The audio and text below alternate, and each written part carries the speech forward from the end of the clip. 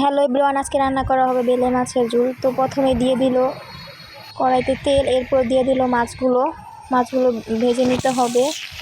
মাছগুলো নামিয়ে নিলাম। এরপর একই তেলে দিয়ে দিলাম পেঁয়াজ কুচি, এরপর দিয়ে দিলাম লবণ, এরপর দিয়ে দিলাম কাঁচা লঙ্কা বাটা, এরপর দিয়ে দিলাম আদা রসুন বাটা, দিয়ে একটু নাড়াচাড়া করতে হবে। এরপর বেটে রাখা সরিষাগুলো দিয়ে দিলাম, এরপর একটু নেড়ে নিতে হবে।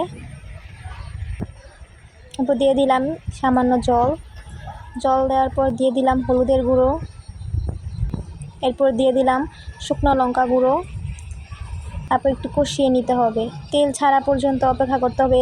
হয়ে গেলে দিয়ে দিলাম পরিমাণ মতো জল। এরপর ভেজে রাখা মাছগুলো দিয়ে দিলাম।